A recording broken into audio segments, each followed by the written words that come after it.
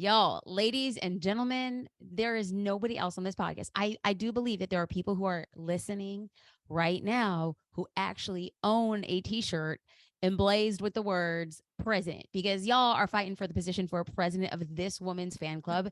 She is a fan favorite here on the Jasmine Star podcast. This is going to be her third appearance. I think she is the only person in podcast history to come back 3 times, and she always over delivers. Like, I am just like, you must come back. So, ladies and gentlemen, if you're a longtime listener of this podcast, you'll likely remember this woman from our 2020 episode, copywriter extraordinaire, Laura Belgray. Now, for those of you guys who want to do the search, her episode, How to Get Paid to Be You. Okay. How to Be Paid to Be You is one of the most downloaded episodes, and for good reason. Laura is real. She is hilarious. These conversations always move me from the inside out. And like, she's one of those people who's so good at what it is she does that people will sign up for an old school, get it down and dirty email, because she has a really cool way of mixing her life into everything that she does. She is getting paid to be her, Laura Belgray. Welcome back to the Jasmine Star Show. Gosh, thank you, Jasmine. I promise you right now, nobody is going to top that intro. No podcast I'm on is going to top that. So it's all downhill from here. Well, it just comes from the heart, Laura Belgray. It comes from my heart. And I want to be very clear. So we're going to start. I always spit the truth. Like, so have people know what they're getting into from the beginning. And so this is the real life story of why I invited Laura back to the show. So Laura decided to get extra paid for being her by writing a book. And here's the thing. This is why I am not just a podcaster who wants people to be on like a book train. I like Laura. I follow Laura. I'm an avid reader, and I like the way that she's navigating her life, her stories, and monetizing, creating a business around it. So just imagine my surprise when I was not one of the tightly knit circles that Laura hit up to say, can you pre-buy my book and can you get me on your podcast? She didn't say that. I saw on her stories that you could pre-buy her book. And so I marched my little fingers on over to Amazon. I bought her book. I paid my own dang money. I didn't get a press kit. I wanted to support what it is she's doing. And I loved it so much that I'm like, number one, I'm offended I wasn't asked to be a part of it. Number two, thank you for not asking me to be part of your book tour. And number three, will you come on and not just talk about your book, but let's have an extension of where you are now as a bona fide hardcover book author. Like, you are doing it all. You're doing it all. Thank you. Hold on. We have to backtrack. The Okay. reason I asked you late in the game when you were like, you think I didn't already pre-order that shit? Because I am last minute Laura. That's when I asked anyone big. I was actually probably procrastinating asking you because I was like, oh, now I've waited too long and she's going to think I'm a big procrastinator, which I'm admitting to you now. I think I waited till after I asked you to ask some other people who are enormous. And so, and of course I started stressing about it all way early on. Like, I was so ahead of the curve, stressing about it and what I was going to have to do. And then when it came time to ask people, can I be on your podcast and can I send you a galley? They were like, I already pre-ordered it. So well, that says a lot about you. That says a lot about you. And last minute, Laura, you're about to jump right in, Jasmine, because one of the things that one of the things that I was really attracted to is you actually wrote an Instagram post about this, and you said the worst way to write, and I substitute write with create. So any business owner, like, substitute what it is you do. So the worst way to be a coach, the worst way to be a photographer, the worst way to be a writer is to wait until you're inspired. And so can you speak to the creative entrepreneur, or any entrepreneur, if they identify as creative or not, who's saying, yeah, but that feels impossible. Like, when I write, when I create, when I post, when I take a photo, when I'm not inspired, I get nothing. So it feels like a waste of time. Like, what do you say to the people who are looking at what it is you're doing and saying, well, I can never do that in my own way? It feels like it's a waste. Yeah, which I get, because I used to be a big wait for inspiration person myself. And I would go in a sprint of posting or blogging every day back when I was, when blogging was my thing, and be on a roll. And then one day run out of things to write about, or just not feel it, or skip a day. And then one day turned into 2, and 2 days turned into 3. And people would say, where's your blog? I haven't gotten one in a while. I haven't seen one. And I'd say, yeah, I'm just waiting for some ideas to come along. And no ideas would come along, because the less you create, the less ideas you have. And the more you create, the more ideas you have. And the more you create, the more you write, the more you write, the more snaps you take, the more snaps you take and want to take. And I always love to quote Seth Godin on this one. We all know Seth Godin, the marketing hero, author extraordinaire. He's been blogging for, I don't know how many years, since the dawn of the internet, and a post every single day, like rain or shine, hell or high water, he posts every single day. And he has said that 50% of his posts are below average. And he's not saying that he's a below average writer by any means. He is saying that's what average means. 50% are below average, 50% are above average. So if you want to create more that is above average, you have to create a lot more. And we all know that, like, that one thing that you sit there and polish and hone, and you're like, this is the one, this is the thing I'm inspired to do, and this is the one that's going to hit big and go viral and probably get me on TV, because it's the post that went viral. You post it and it's like chirp chirp, and like, is this thing on? Is my router broken? Like, is the Wi-Fi down? Let me look up Spectrum. And and no, it's not. And then the thing that you just kind of throw out there, you're like, this is no good, but gosh, I got to post something. That's the one that everyone's like, this. You're like, really? This? Yeah, this, because it's that thing you didn't put that much weight on. You held it lightly. You just, even though you weren't inspired, you didn't think it was inspired. Somehow it just hits home because there's less effort in it and less weight to it. And so I think there's a lot of merit to just being prolific, putting a lot out there, creating and creating and creating, even when you're not inspired, and especially when you're not inspired. I'm going to pause, and I need that to completely sink in, because if you're a photographer, you shoot more when you don't feel like shooting. And when you are a fitness influencer, you're posting, or you're a fitness coach, you're posting when you don't want to post.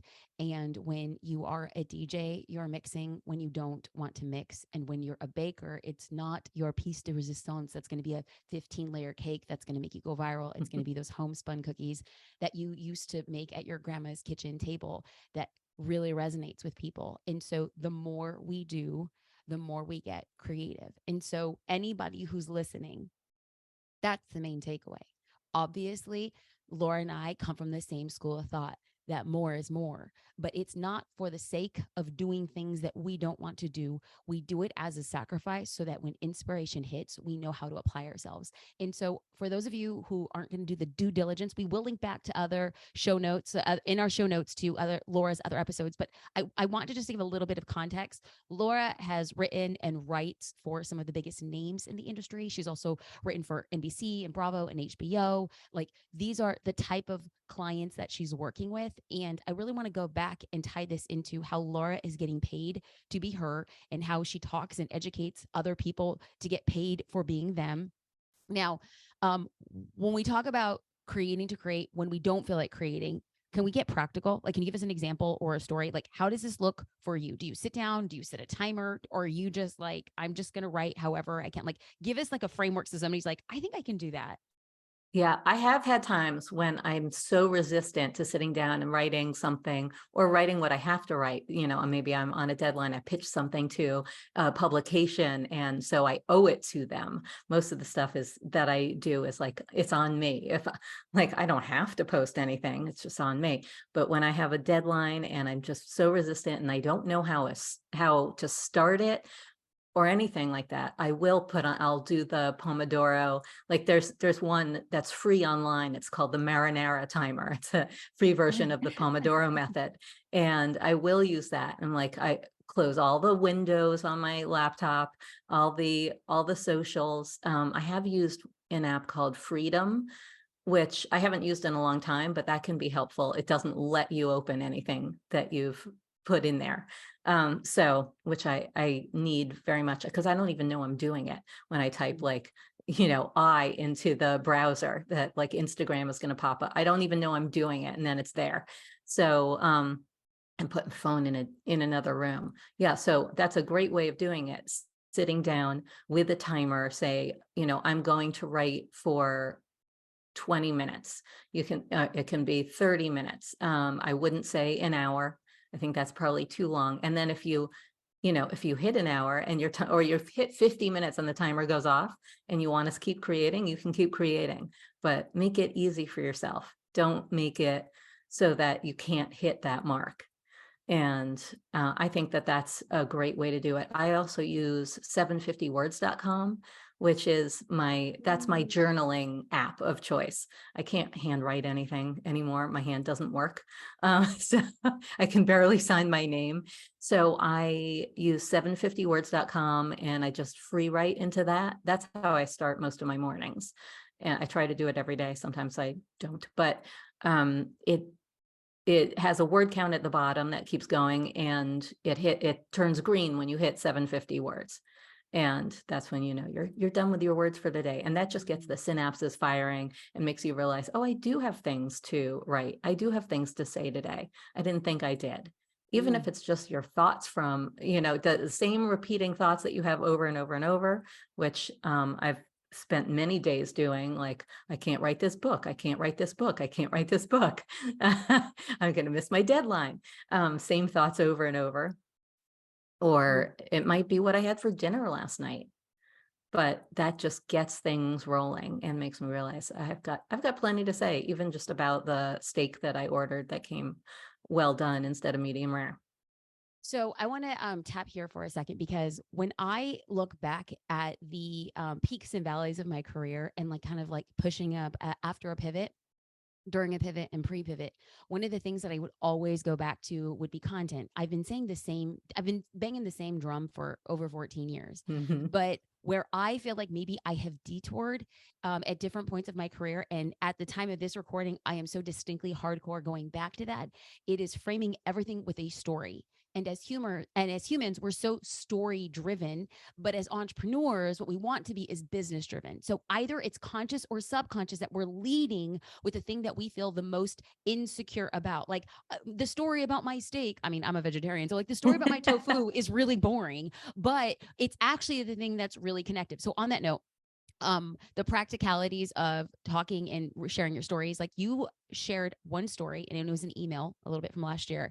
And it was a really simple story about how people kept on noticing you on your regular walking route. It wasn't like they recognized somebody famous. It was just that they recognized somebody who walked consistently. And then they would comment about it. So in your email, you told a story, and then it tied into the idea of consistency and the power of staying on top of your mind for your clients and customers.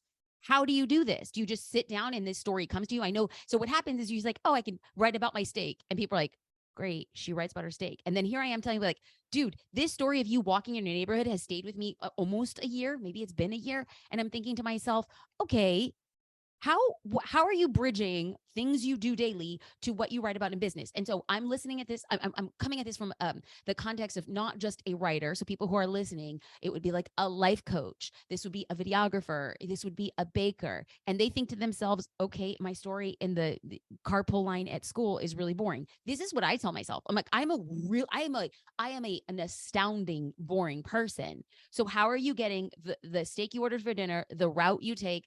What's the linchpin? How are you working here? Okay, so when I do that, when I sit down and I'm like, I have a story to tell, I feel like talking about this today.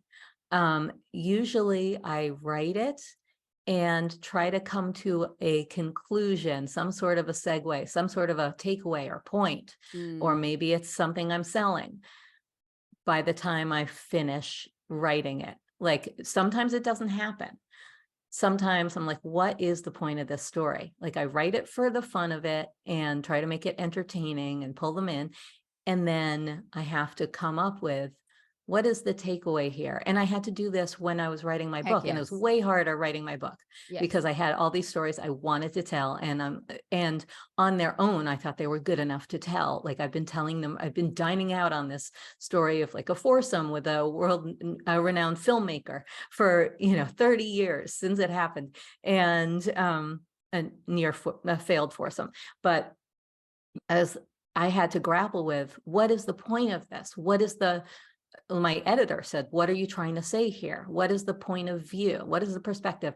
And it's hard to, sometimes it's really hard to do that, because you're like, I don't know, it's just a funny story, but that's not satisfying to your reader. They want to know why they just read this. So I will sit down and say, and ask myself, if it doesn't come right away, why am I telling this story? What are some things that you could pull out of this? What is a pattern here that you also see in the business world or in life, or something that, that mirrors what we do in life? If I were just telling a story about the steak, and that I still remember that it was, the wrong temperature when it came out, I don't know, the conclusion might be that we tend to focus on the negative. Like, I don't remember the dessert. I don't remember this or So that, good. or, there are different So good. lessons that you can pull out of a wrongly done steak. And being the crazy walking girl in, in a small town.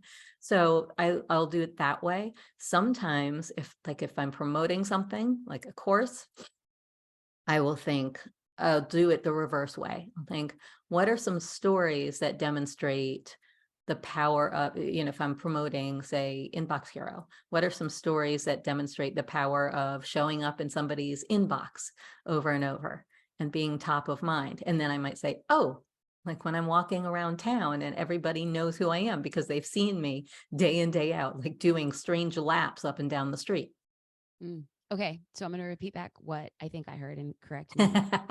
So when it comes to storytelling and in integrating it with your business, which I'm a big advocate of, and the more stories that I intersperse in my business development, the more I get engagement, the more I get followers, the more I get customers. So story matters. And so the way that you're looking at this is a two-prong approach. Story first. I know that I want to talk about this one instance, but the story that is funny, great, inspiring to you doesn't mean anything unless the reader knows the benefit or the takeaway. So you start with a great story, but before writing it, you have to know, what is the main takeaway? What do I want them to know? Once you have the story and the takeaway, then you fill in the middle. The second approach is a lot more strategic when it comes to business. You have the lesson or the point that you want to make. This is the pressure you want to apply on a desire, or the pressure you want to apply on somebody's desired solution. And you start with, they must need Inbox Hero because it's important to show up in the inbox. How then can you talk about the importance of consistency and doing something so you stay on top of mind? So one starts with story, then gets to the point. One starts with the point, and then you find a story to correlate the two. I remember a couple weeks ago, I was in Texas, and I did something like a rally car race. I don't even know. I don't know. Maybe I was drinking when I signed up for this event. I don't even know why, but I remember going there and being so uncomfortable. And then as they were training us to learn how to become rally car drivers, I remember thinking, there is a lesson here. Like, I immediately, I'm listening to this coach talk to us before we get in the cars, and I thought, oh my God, the lesson is how running a racing rally car is similar to starting a business. So I started off with the benefit to the reader, and then I reverse engineered with the story. And now my weekly newsletters are always this exact approach that I didn't know that I was doing. Story, benefit, or of a specific angle with a story to reverse engineer that. Thank you. That's so good. So Thank good, you for Laura. summing up. I want to just go back to one thing that you said, which is that you find the point of the story and then you write the story. You don't write the story till you know the point of it. And I would not say that. I would say, write the story and the point will come. It might not come super easily or immediately, but don't wait until you know the point to sit down and write the story, because that will just stop you in your tracks, and you'll say, well, I don't know the point yet, so I'm not going to write the story.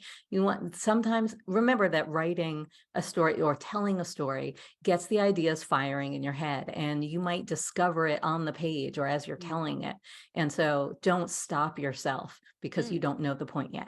This is so good because this is to the photographer. If you really want to capture the perfect sunset photo, this is not dreaming up that sunset photo before you actually take the photo. It's the series of sunset photos that you will take until you truly understand what you want to see in a photo. This is for the baker, not imagining the taste of the cookie without multiple iterations of that cookie. So this is us doing our discipline. This is us coaching. This is us singing. This is us writing poems until we figure out the nature of it and then take that takeaway for the reader, for the listener, the watcher.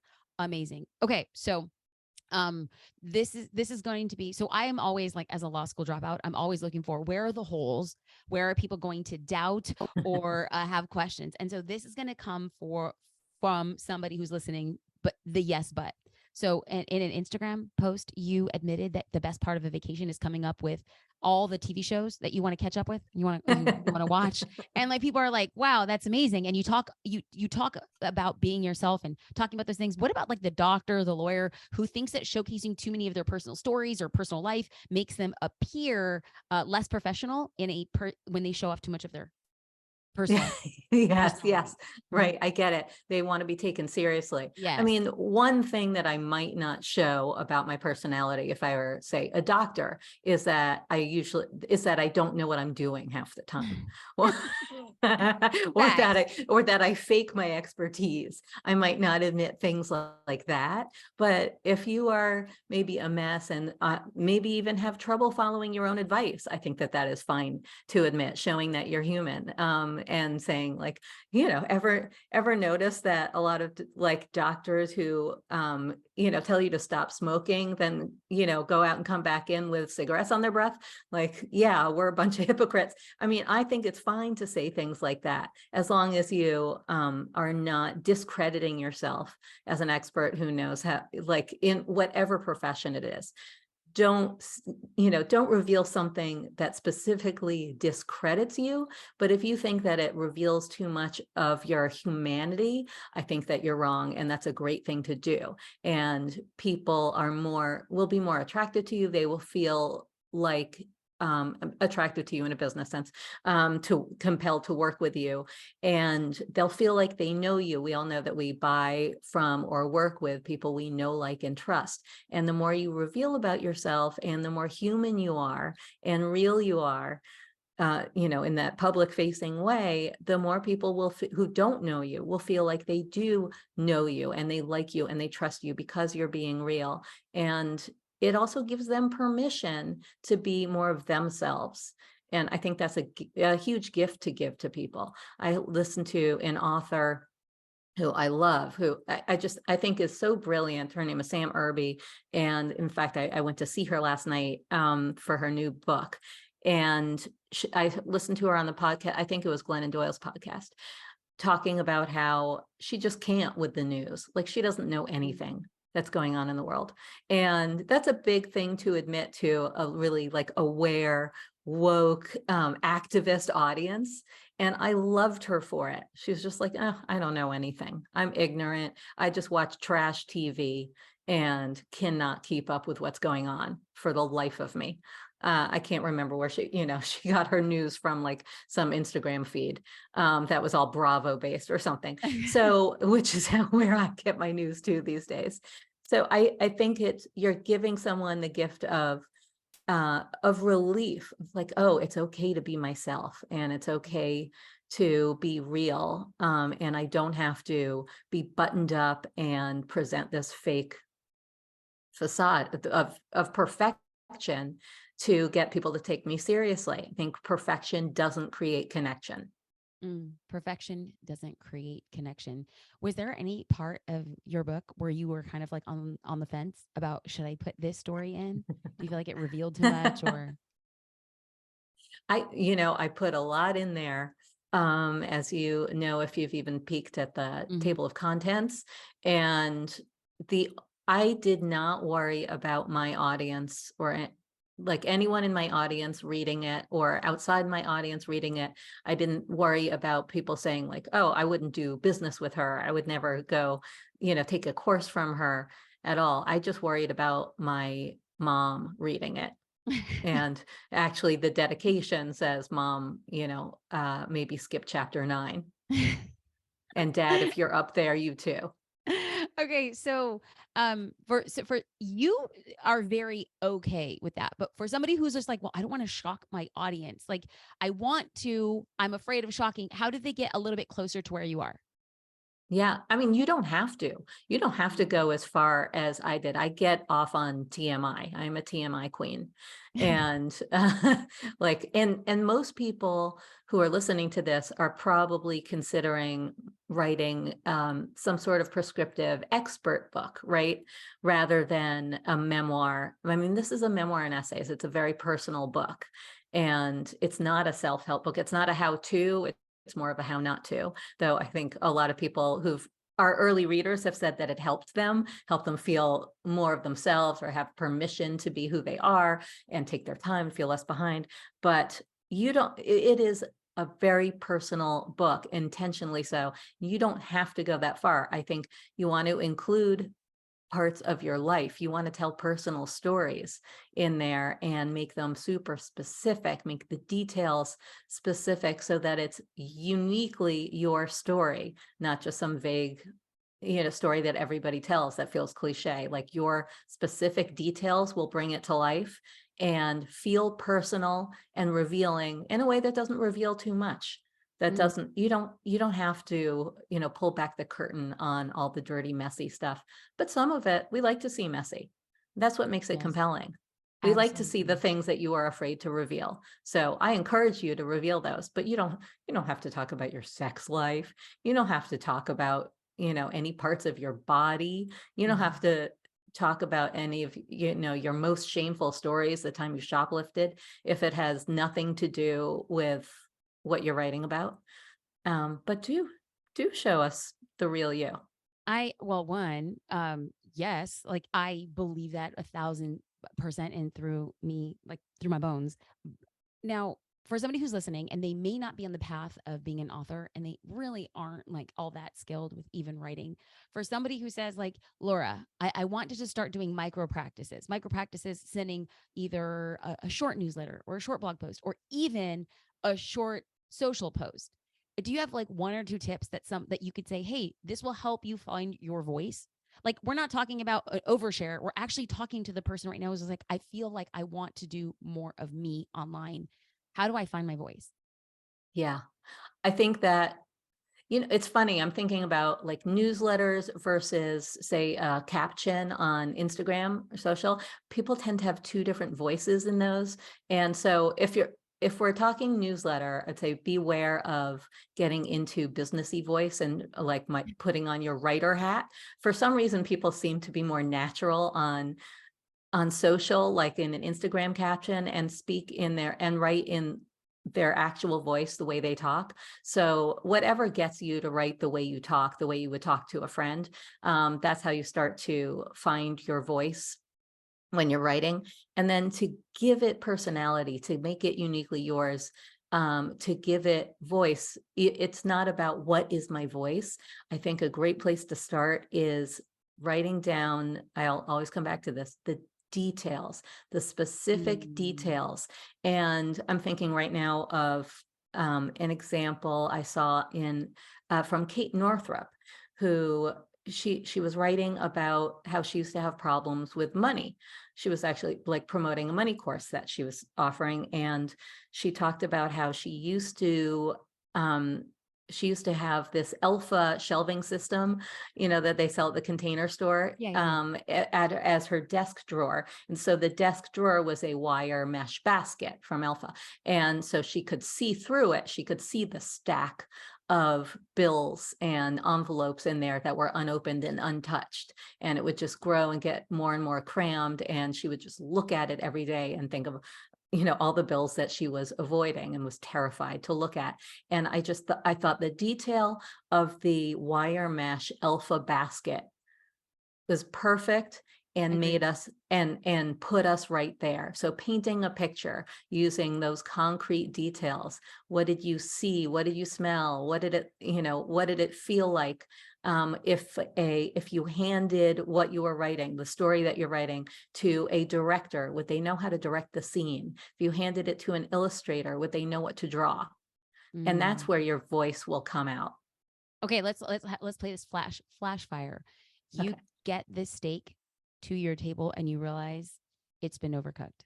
You didn't Mhm. order well done. Add 3 details to put us there in the scene with you.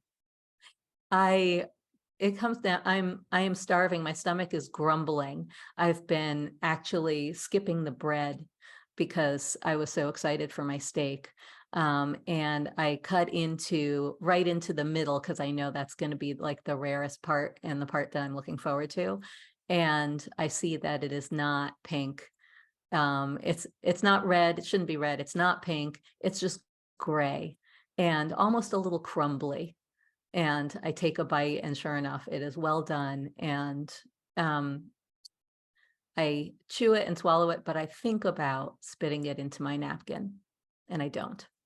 Oh, I'm right there. I'm right there in the restaurant with you, and I have seen. You do. I mean, for years I worked in a rib and steakhouse, and I'm a vegetarian. I was the top sales server in that restaurant.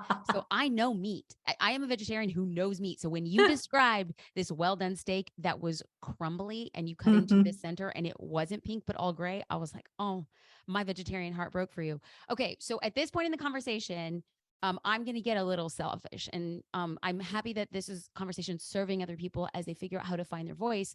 But on a completely selfish note, question just for me: why did you decide to write more of a memoir based than an educational or book around, say, copywriting or personal branding or finding your voice? Yeah, there was a lot of pressure to write that kind of book, Yeah, the second kind of book, yeah, prescriptive. That's yeah, it, both from the publishing industry, because they're like, that's what your audience wants, that's what's going to yes, sell, and just from general business wisdom, like this could be a great business card, a lead magnet, yes, lead generator for your yeah. business with a, Laura, stop for the conversations. You've been eavesdropping on conversations I've had. Okay, go. have a QR code in the back so they can go to your website and take the quiz. Get in the funnel, baby. Get in the funnel. Right, get in the funnel. And I knew that, no one's going to take a quiz, like find out how tough your titties are. Hold on, hold on. The book is or called maybe they Tough will. Titties. The book is The called book Tough is Titties. We're called gonna get Tough you there. Titties. Okay, but yeah, like how tough are your titties? Take this quiz. Right, take this quiz. Get your results, but sign up to get your results. I did not want to write that kind of book. I wanted to write the stories I've always wanted to write. And I felt like I was writing them in emails, but not to the full extent that I wanted to. They were too long for an email. I wanted to go full out and write these stories. And um, this is the kind of book that I like to read. I mean, I love to read fiction, and I also love to read like fun memoirs, essay collections. Um, David Sedaris is one of my heroes for that form. Tina Fey's book, Bossy Pants, was one of the first nonfiction books I couldn't put down. And I was like, this is the kind of book I could write and want to write. Hmm. And so I was dead set on writing the book I wanted to write. Otherwise, it would be no fun. Otherwise, why write a book? It's so much work to write a book. Why write a book that I didn't feel like writing? And so I stuck to my guns on it, even though I knew that I was giving up potentially those big, bidding wars, multi 6-figure deals. I don't know that I would have gotten one of those, but if I was going to, it was going to be from the kind of book I was supposed to write. Mm. There are the books that we are supposed to write, and there are the books that we want to write, and there are photos that we're supposed to take, and there's photos we want to take, and there's the cookies we're supposed to make versus the cookies that we want to make. And this podcast is for the people who do the most nonsensical things and brings them joy, because life is short and we don't create waves by doing the same thing that everybody else is. If for those of you who are listening and you're not quite sure, Laura is talking about like it's a coming of age story. Like she's kind of like a misfit in the 80s and 90s. And then she's kind of just developed an unconventional life and an unconventional career. And if this sounds at all interesting to you, dive in. Tough Titties is sold everywhere books are sold online. Maybe check out your independent booksellers. Like, shout out to independent bookstores for Mhm. carrying this particular book, but you can also order it 1 or 2 clicks on Barnes and Noble or Amazon.